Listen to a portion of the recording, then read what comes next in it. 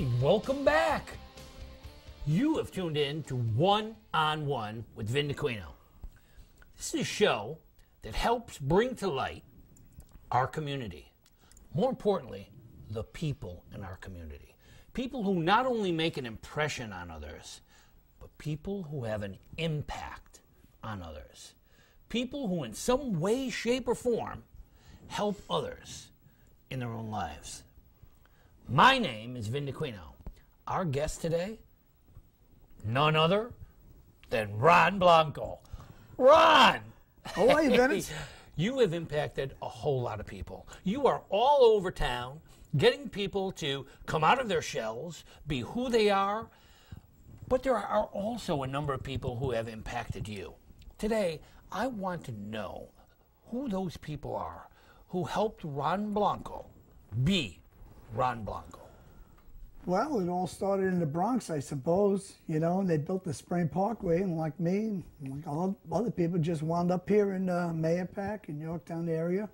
It's been a beautiful community, and just enjoyed this life so much. I'm going to talk to you. Yeah. Yeah. So much has been happening to me and what I've done, and I've grown so much up here.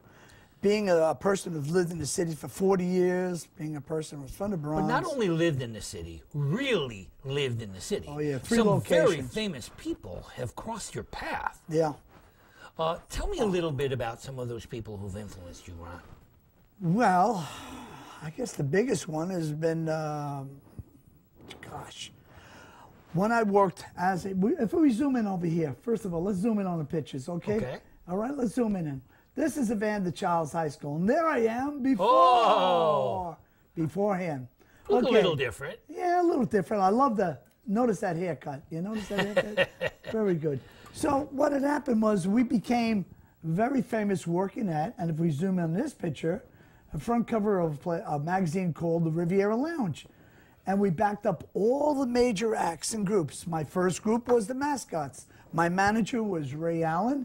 He wrote Dominic the Donkey, Papino Italian Mouse, wow. And the drummer was his son. We did a lot of records, and we performed. And played around town? Played around, well, we played in the Bronx and in Evander Childs and things. That comes later. But from all this, then this is one of the famous groups that we backed up, Ruby and the Romantics, if we can get a close-up. I remember Ruby and the Romantics. Remember them, right? Well, I don't know if we can get a zoom in there, but like there I am. Can you see me? I'm right over there. So, and at that particular album, that time, Lou Dana was playing drums for us at that particular. And you were venue. the bass player for this group, I was right? the bass player, yeah. Mm-hmm. And if we move along, what had happened after the Riviera Lounge, I went on to get discovered by Johnny Maestro and the Crest. Ooh. And I was the last formation of the Crest. The last formation. Now this is taking us back. The Riviera was 64, 66. The Johnny met me in a rock and roll club. My first air flight was going to Pittsburgh, and here I am, 19 years old. How do you like that? That was pretty cool. You were 19 years old at that time. So how old were you when you started all this, Ron? Come on, I'm not going to give away my age. I give away. You're as young as you feel. There you go. I'm full of energy. That's why I brought it up here. That's right. Now, this is after Johnny broke up, we broke up, and I was the last formation of the Crest. And we went on to be the drummer and the saxophone player. We just got a guitar player, and I was playing bass, and we formed a group called the Fuzzy Bunnies. The Fuzzy Bunnies. And we were Which managed. one's you, Ron? Oh, there I am. There you are. I look like Ringo. I look like Ringo up there in that picture. And here I am, right? You see it up there? There I am. I look like Ringo.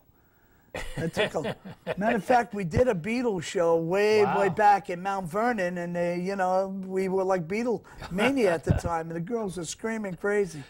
So here it is, the Fuzzy Bunnies, managed by Sid Bernstein. This is here I am with the mutton chops. Now Sid Bernstein's a name, right? Sid Bernstein brought the Beatles to Shea Stadium and Carnegie Hall, and also he managed the Young Rascals. good loving, Wow. how can I Oh, be yeah. sure, all that stuff. And Sid being a great manager, he wound up bringing us to the White House. That's right. If you could get White House. the White House. This is Lyndon Baines Johnson. Can you pick me out from this picture? Can you see where I am? You're in the, Yeah, you can't see it barely. And it guy in the says- middle? No. Yeah, that's me right There over you go. there. There you go. And on the picture it says Chuck, John, Roger, and Ron, better known as the Fuzzy Bunnies, pose in front of the White House. So now, And did you actually perform at the White House, or you? We did for underprivileged kids. Wow, that's terrific. So to do Terrific. something like that was wild. And then, of course, you go through the changes when the group breaks up, and you become a cab driver. Instead of a there's me, waiter. there's my cab driver stick, and you know. Wow. Look But at you. I survived. I survived Yep, it and all. that's what you have to do, right? Survived. Determination. Determination, and then from there, I joined a show called Jesus Christ Superstar. Oh, wow. And that was a 100-piece orchestra. I was just out of the wind, the way everything worked out. And I don't know if you get a close-up of what's going on in here. This is what the stage looked like. Andy, if you get a little further down, you can see me circled, sitting there with a full orchestra. My God, it was great. We did 9 months of one-nighters, Madison Square Garden things. So I was like amazed. We went from Florida to North Dakota to Seattle to Hawaii, all those great things. So here it ends, the show ends. As a matter of fact, some of the players in that show, one of them in particular, that came, was a drummer, and his name was Skip Reed, and his father was one of the Three Stooges. Oh, holy cow. One of the So- original Three Stooges? Three Stooges, correct. Wow. So also in my travel, I came back to the city, and like you said, the city, wow, you met a lot of people. Yeah. Well, I did. And one of them was Bob Cranshaw, and he introduced me to Stevie Wonder. And out of that, I worked with Stevie for about 2 weeks, playing bass guitar, the opportunity to play with Stevie Wonder. Oh, huge. He was 21 years old at the time, and he was looking to get out of his contract with Motown because Motown wanted all his publishing. And he didn't want to give all his publishing, all his music away, and this and that. So he was ready to record and try to make deals with other record companies. So here I am, and then that happened, and then actually I had stayed out with Jesus Christ Superstar. So after Jesus Christ Superstar ended, I joined the troupe, and we wound up working for doing lounge things to Jewish shops. And one of the greatest favorites was meeting Danny Thomas. Oh, my God. Danny Thomas. I talking used to run home to see Make Room for Daddy. And I always made room for Daddy. Watch those shows, laughed. Just a wonderful show. And he's a wonderful person. He gave a great deal to St. Jude's Hospital. He's buried there at St. Jude's in Memphis. I didn't even know that. Yeah, You got right. Elvis up the block, and he's down there. But sorry he passed away, but to make a long story short, we go in his dressing room and we sit. The couch would be here, and he put his elbow. Like we're camping out, and also the St. Jude statues would be there. And after the show, we would go to Denny's to eat. Denny's, a regular guy. What a fantastic man. So that's my adventure with Danny Thomas. And then it happened then that my mom and family decided to move from the Bronx. And I was living in the city for 40 years. Decided to, well, I had 3 different locations: the city, Yorktown. I had a place up by Woodstock, which I still have. But this community kept me grounded because of all the work, environment, and just the way everybody came together. I mean, All right. and I got a lot of work here. So, Ron, I want to talk about my relationship with you Yes. in terms of who I know. And I know this guy, Ron, who does karaoke around town, takes people who are inhibited, afraid, but dying to get in the spotlight, and you give them that opportunity. What I believe is that all of these people who have crossed your path have helped you make an impact on others. I've seen people sit places waiting all night for their 15 seconds in the limelight, yeah. and you give it to them. And they sing their hearts out. Some of them, not so good. Some of them, wonderful. And they have the opportunity. The other thing that absolutely intrigues me about you is that, Ron, you have fun. You're laughing, you're talking. Your sidekick, Camille, the two of you together just liven up places and help people find a spot within themselves where they can be free, where they can express themselves. Well, it's entertainment, you know. It is entertainment. You're entertaining, and then, you know, I've been a musician all my life, and I turned it over to DJ because there's more of an avenue. I've done parties where, my God, there'd be 300, 400, even 1,000 people, and I'm standing up there alone. It's quite a power. And then you go to like 50 people, 25 people. You do things where I sing in hospitals, and I have people come and kiss my hand, and they say, thank you for coming. Yeah. And I'm just saying, you know, when you're given a God-given talent, you have to use it. If you don't use it, you lose it. You have to use your talent. It backs up on you. There's a lot of people that have to either drink or just freak out because they don't know what to do with it. Search your God-given talent. Yeah. Not that I'm a religious man, but everybody is born with a talent. You have to use your talent every day.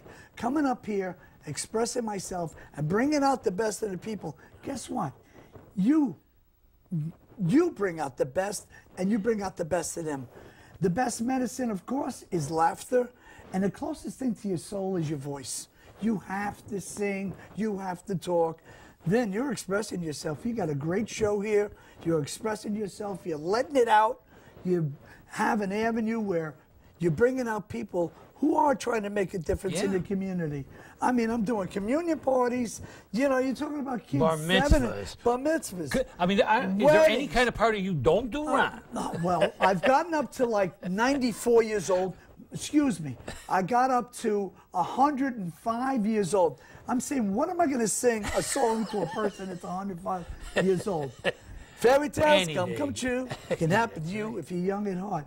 And if you should survive to 105, think it all you derive. Songs like that, my God. And you, I mean, you do have a good voice. I've heard you perform. Well, working with Johnny Maestro, when Johnny discovered me in a rock and roll club, it was called the Sportsman's Lounge, and I was with Joey and the Sportsman. Nicky Domino became a big-time commercial writer, and he had his own video, doing all sorts of commercial. There was this saxophone player I didn't know. He would show me pictures. Look at this. I just drew this gigantic building that went up. And then the guitar player, George Marino, was a top-notch disc presser. And he would make presses, and he would be also a top-notch part producer for Led Zeppelin. It was a reissue for Led Zeppelin. He would do stuff like that. Joey was in the oil business, and I just kept on singing, moving around. But I have no regrets. Coulda, woulda, shoulda. I have no regrets because maybe I wouldn't be here today. So you stay what you want to do. The happiness is a fountain of youth. So there's something special about being in that light for you.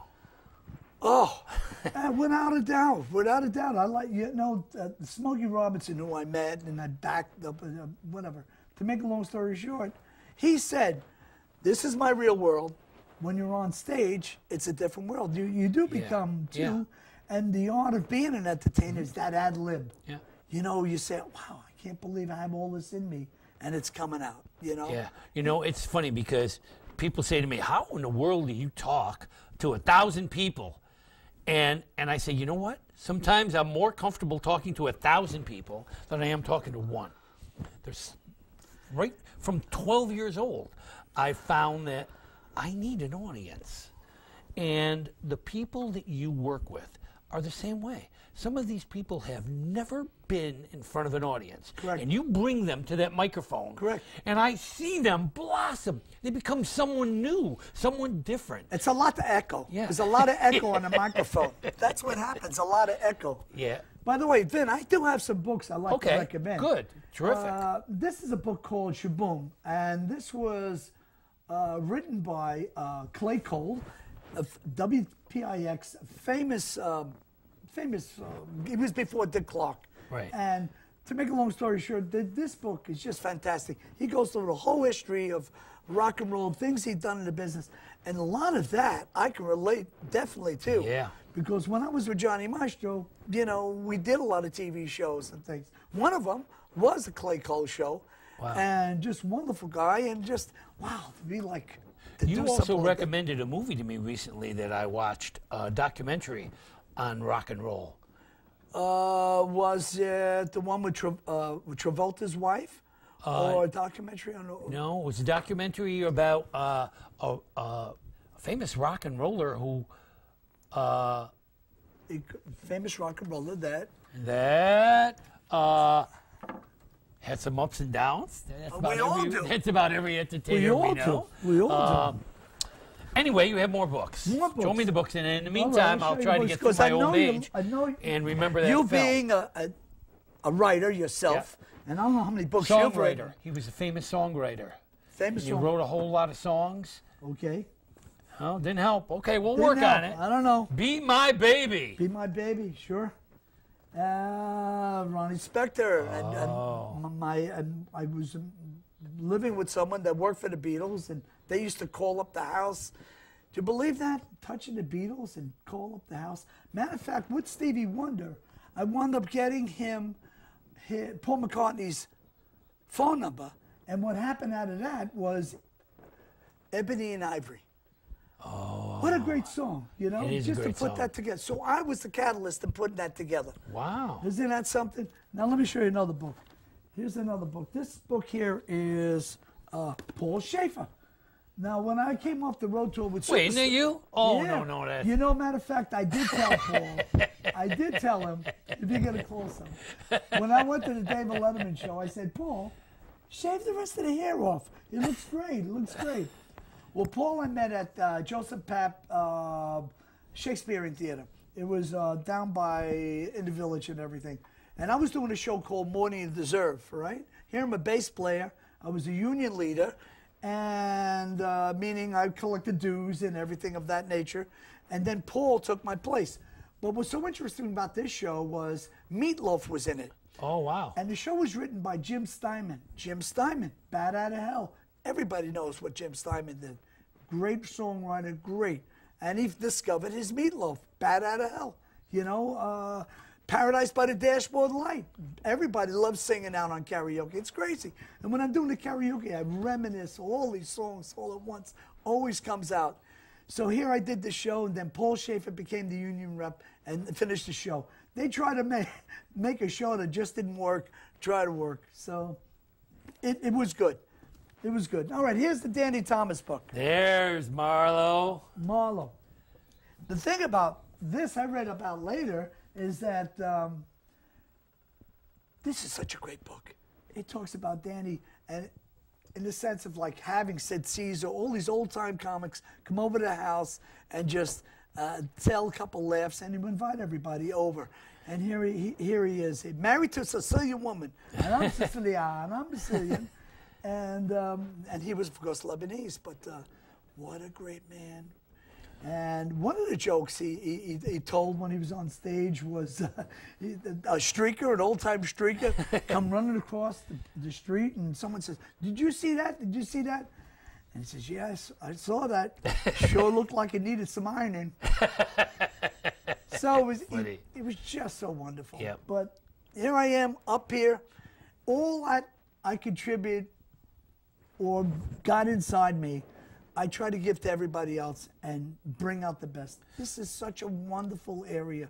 I can't tell you. All the lakes, the rivers, smelling the fresh air. Yep. So now, so that's basically what you're doing for a living. You're going out, you're doing parties, you're helping people enjoy life. Well, I'm giving them what they want and plus more. So I'm able to bring out props. I'm able to tickle their funny bone. Oh, yeah. So it's beyond music. Oh, I've seen you in wigs. I've seen you in hats. I've seen you in huge glasses.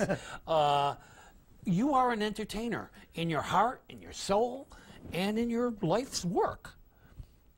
And it's a beautiful thing. Beautiful thing. These people who are... I get paid for making people happy. Yeah. I met guys who were prisoner guards up here, And I says, you know, you get paid for making people unhappy. But I don't think they really make them unhappy. They make them more whatever you can do. No, but I I get paid for making people happy. I think it's a wonderful thing. And that's what you do. Now, you basically are a DJ.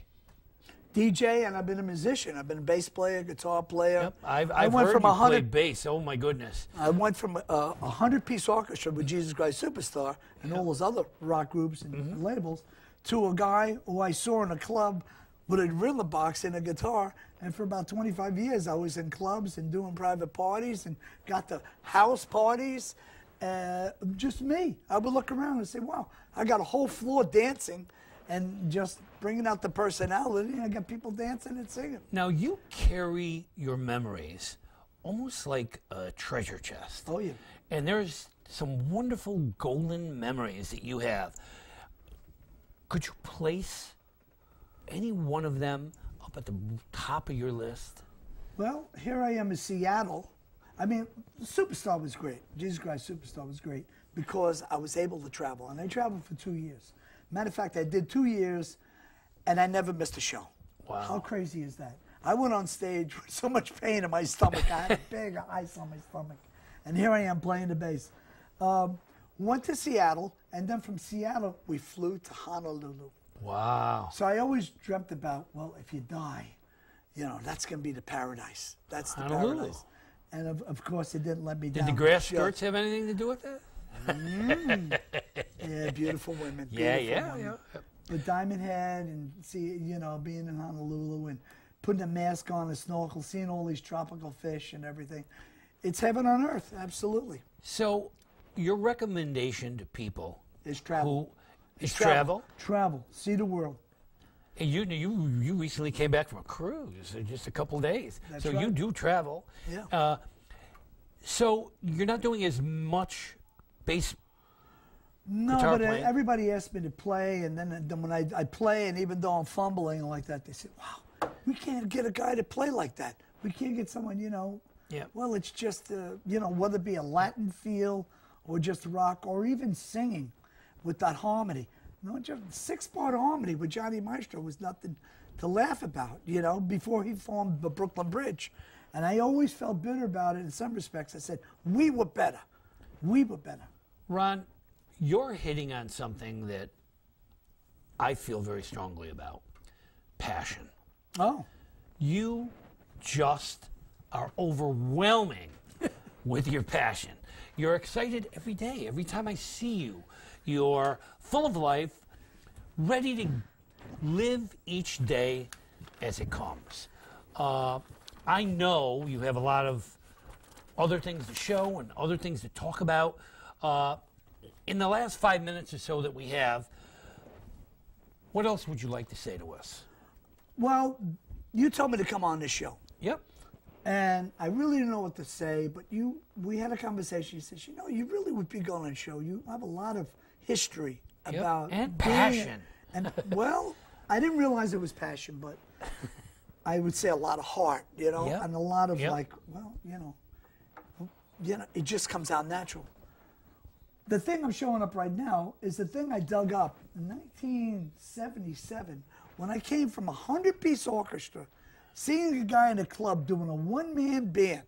I said, that's for me. I want to sing. You are a one-man band, I wanted to sing. Ron. You are. The drum machine. And who catches me but Playbill magazine? Now, Playbill magazine did everything for the Broadway shows. Oh, yeah, that's like... And I'm doing their Christmas party. I'm doing their Halloween. Me. They wanted my voice. They wanted my style, what I was doing with the drum machine and the guitar. Way over 30 years ago, 30, 40 years ago. And you brought out, let me look at my paperwork, what I've done, you know? And I mean, damn.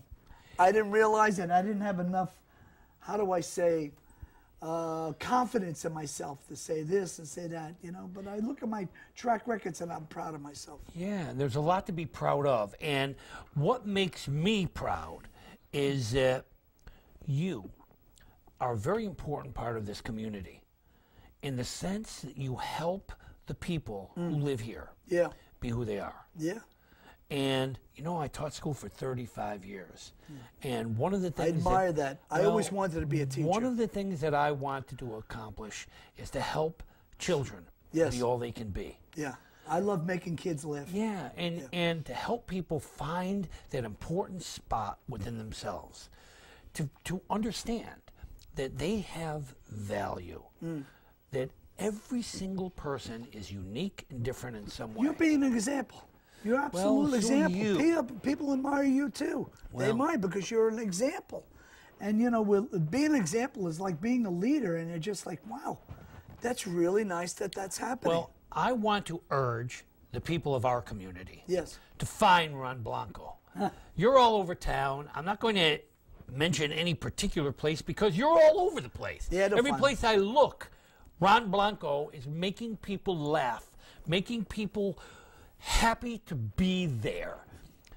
Every day is important.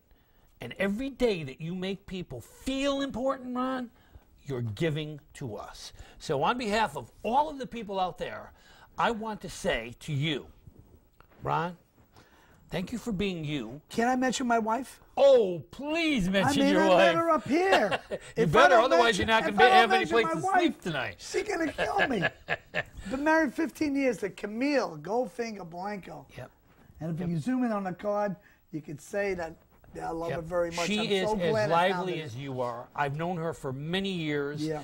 The two of you together on those microphones just liven up every place Everybody you loves go. her. Everybody loves her. Yep, She goes yep. out there and brings up Yep. dancing and everything. You Sheer bring- magic. She was You Miss bring Sheer sunshine Magic. to the darkness, She's Ron a Blanco. great beautician. She's a beautician.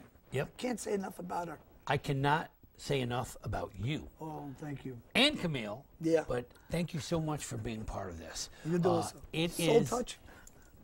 not only do I respect you as an entertainer, but as a good friend. A good friend to me, a good friend to our community. Thank you for joining us today.